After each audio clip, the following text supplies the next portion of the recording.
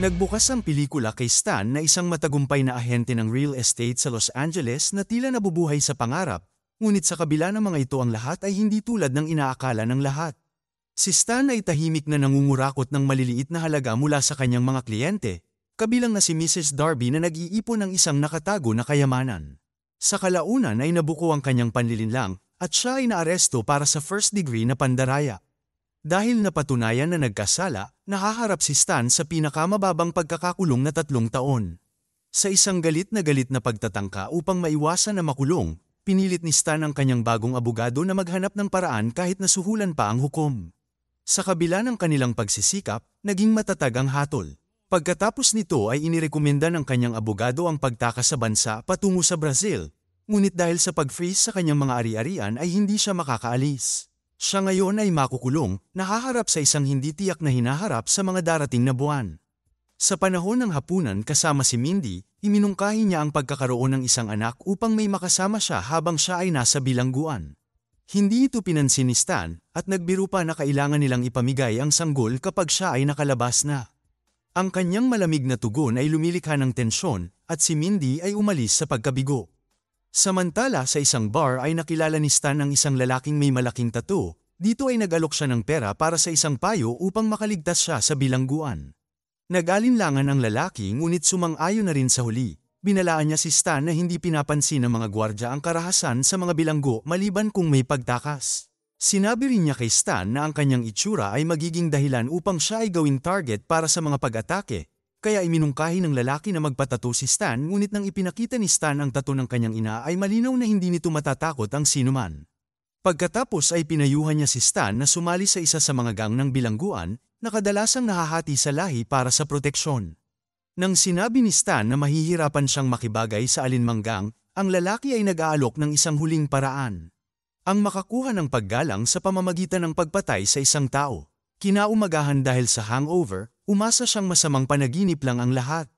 Ngunit lalong tumindi ang kanyang pagkabalisa nang ipaalala sa kanya ni Mindy na ang kulungan ay nalalapit na, kaya upang makapagbigay ng kaunting ginhawa ay sinikap ni Mindy na pasiglahin ang kanyang kalooban na nagpapaalala sa kanya ng kanyang katatagan at ang kanyang kakayahan na laging nakakahanap ng paraan.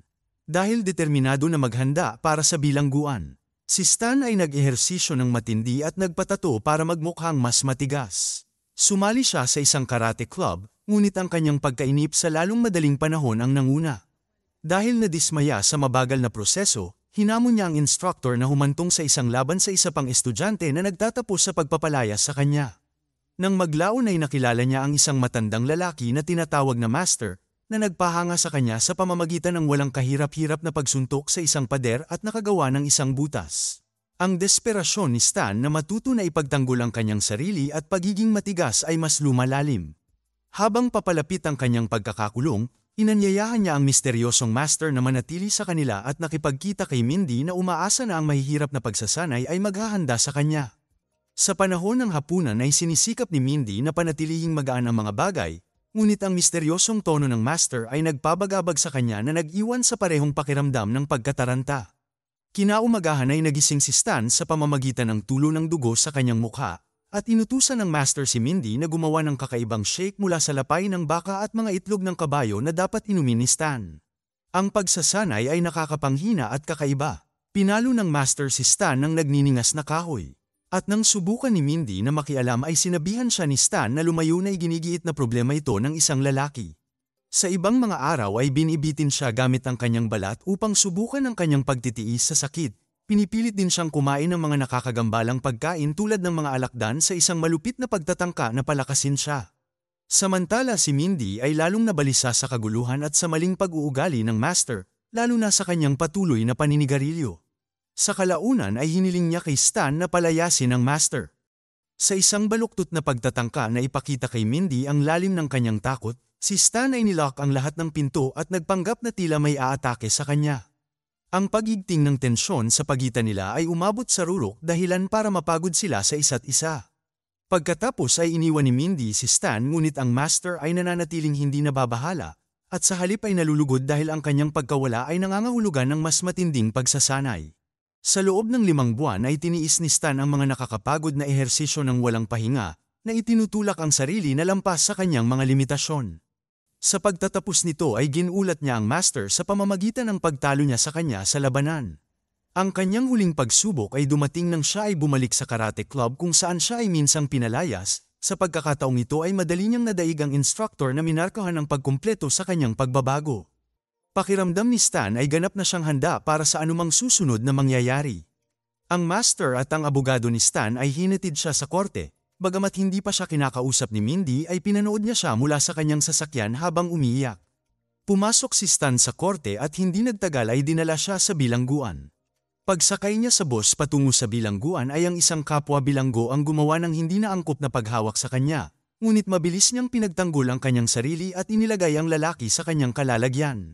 Pagdating, ang mga bilanggo ay binati ni Warden Gas na masayang nagpapayo sa kanila na huwag abalahin ang mga gwardya, ngunit tinitiyak na magagawa nila ang gusto nila sa isa't isa pagkatapos ng pagsusuri.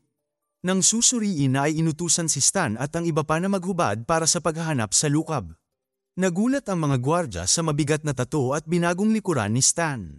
Natakot sa kanilang nahanap, si Stan ay itinalaga sa isang selda at nakilala ang kasama sa selda na si Larry na nagpapaliwanag sa panloob na nangyayari sa bilangguan. Nang maglaon, inihayag ni Larry na ang mga gwardya ay nagpapatakbo ng bilangguan na parang isang gang na nagpapatupad ng kanilang sariling mga patakaran.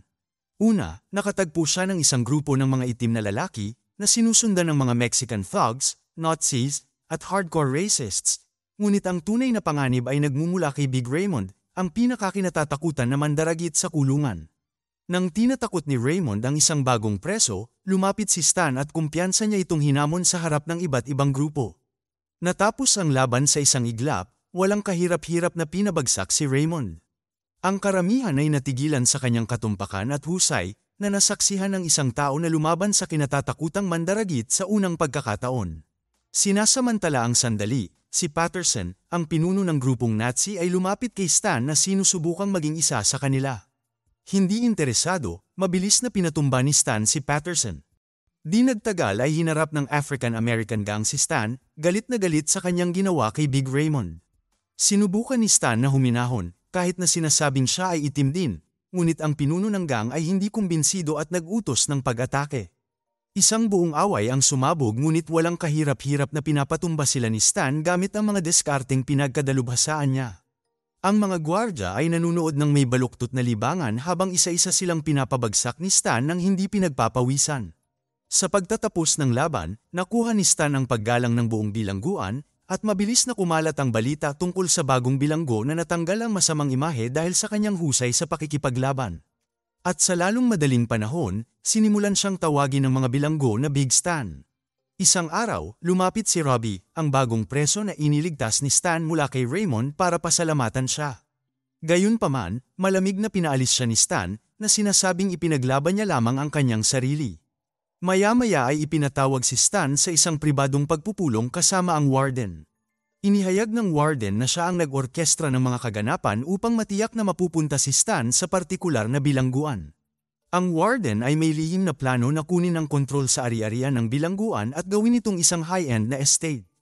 Alam ang background ni Stan bilang isang ahente ng real estate. Humihingi siya ng tulong sa pagtukoy ng anumang mga legal na depekto sa mga dokumento na maaaring malagay sa alanganin ang proyekto. Kapalit ng tulong ni Stan, nag-aalok si warden na bawasan ang kanyang pagkakakulong sa 1 taon na lang, sinusubukan ng isang kasunduan na maaaring magpabago sa sitwasyon para kay Stan. Naiintriga sa alok, sumang-ayon si Stan na tulungan ang warden ngunit nagtatanong kung paano gagana ang gayong matapang na hakbang. Ngunit sa ngayon ay inililihim ng warden ang kanyang mga plano. Samantala, ang mga gang ay nagpaplano na patayin si Big Stan. Habang naliligo si Stan, si Patterson ay pumasok na may dalang pang-ahit, ngunit si Stan ay laging handa.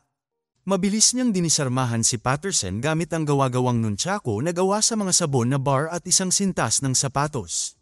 Bagamat matalas ang husay sa pakikipaglaban ni Stan, ang kanyang mga iniisip ay patuloy na lumilipat sa kanyang asawang si Mindy na labis niyang minamahal. Nakipag-ugnayan siya sa kanyang abogado at nalaman na hindi pa ito nagsampa para sa diborsyo na nag-aalok sa kanya ng isang kislap ng pag-asa. Determinado, nakatutok siya sa pagtulong sa warden sa proyekto. Sa panahon ng proseso, narinig ni Stan ang isang pag-uusap sa pagitan ng warden at ng kanyang mga kasamahan tungkol sa isang mapanlinlang na plano upang mag-udyok ng kaguluhan sa mga bilanggo. Ang kanilang layunin ay upang pukawin ang mga marahas na sagupaan na humahantong sa pagbaril ng mga bantay sa mga bilanggo, na ginagawang tila hindi mapangasiwaan ang bilangguan at pinipilit ang lupon ng mga gobernador na isara ito. Nakaramdam ng pagkakasala, sumulat si Stan kay Mindy na humihingi ng tawad sa kanyang pagiging makasarili at humihingi ng tawad sa kanya, habang pinapaalalahanan siya ng kanyang pagmamahal. Sa ibang lugar, si Mindy ay kasama ang Master. Sa kabila ng pag-alam na gusto siyang patayin ng mga bilanggo, nararamdaman ni Stan ang matinding tungkulin na pigilan ang plano ng Warden at protektahan ang lahat. Kinabukasan, tumawag siya ng isang pulong sa buong bilangguan upang magtatag ng kaayusan. Nagsisimula siya sa pagbabawal ng mga marahas na video game at pelikula na tinatawag silang masamang impluwensya. Pagkatapos ay ipinakilala niya ang isang mahalagang tuntunin, walang pisikal na pag-atake ang papahintulutan, at sino mang mahuhuli ay personal na mananagot sa kanya. Nagtataka ang iba't ibang grupo ng mga lalaki, ngunit hinihikayat sila ni Stan na pag-isipan ang mga magagandang magiging resulta ng relasyon ng bawat bilanggo. Bagamat kakaiba ang konsepto, at ubili silang sumang-ayon na subukan ito. Sa susunod na pahinga habang kumakain, si Robbie at isang grupo ng mga lalaki ay lumapit sa mesa ni Stan na nagpasalamat sa kanya sa pagpapatupad ng panuntunang walang pag-atake. Pinaalis ito ni Stan na sinasabing paraan lang ito para igiit ang kanyang kontrol, ngunit nakikita ni Robbie ang kanyang matigas na panlabas na kinikilala na si Stan ay tunay na nagmamalasakit sa kanilang kapakanan. Samantala, si Big Raymond, na ngayon ay nasa isang masayang relasyon sa kanyang bagong kasintahan, ay nasisiyahan sa isang mapayapang pagkain, isang pagbabago dahil sa panukala ni Stan. Pagkatapos ay nakatanggap si Stan ng isang liham mula sa kanyang asawang si Mindy, na humihingi ng paumanhin para sa kanyang mga nakaraang pagkakamali at nagpapahayag ng pagnanais na makipagkita, na nagpapasiklab ng pag-asa para sa pagkakasundo. Sa mga sumunod na araw, sa tuwing may mga pagtatalo sa mga bilanggo, pumupunta sila kay Stan upang pag-usapan ito. Dahan-dahan na nalulusaw ang tensyon sa bilangguan, at nagsimulang pahalagahan ng mga bilanggo ang pakikisama ng isa't isa, na bumubuo ng mas mapayapang kapaligiran. Isang araw, si Stan ay binisita ni Mindy at sa kanilang emosyonal na muling pagkikita, sila ay nagdigmaan. Gayunpaman, nalaman ni Warden ang mga ginagawa ni Stan, at galit na galit, naramdaman niyang sinisira ng mga aksyon ni Stan ang kanyang plano na isabutahe ang bilangguan. Nagalit si Stan nang malaman niyang kasama ni Mindy ang kanyang master.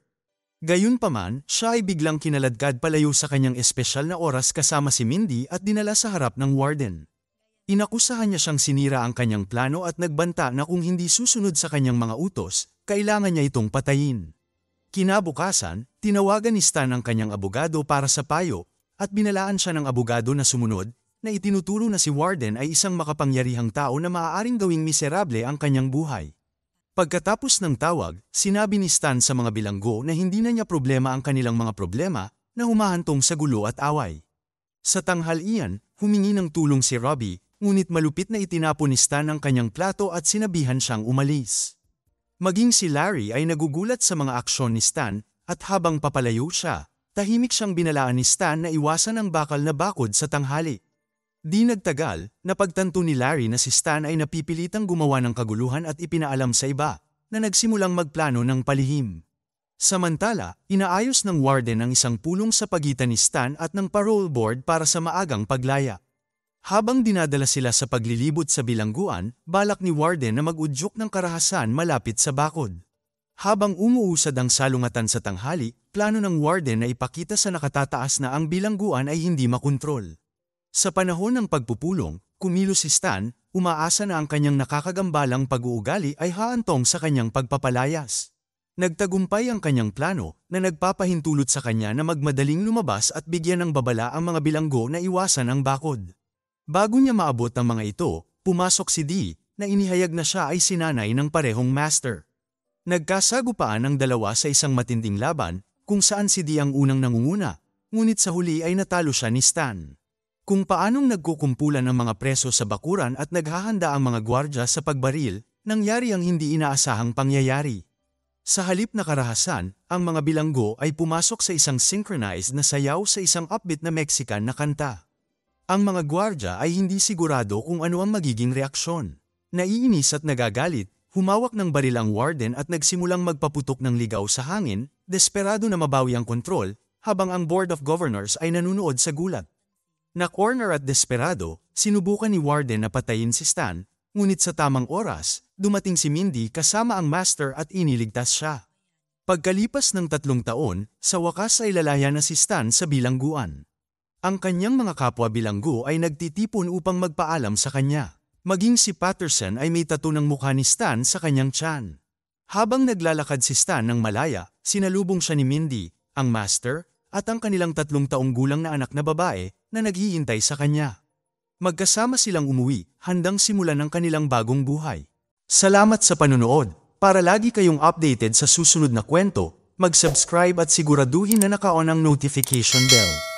Ingat!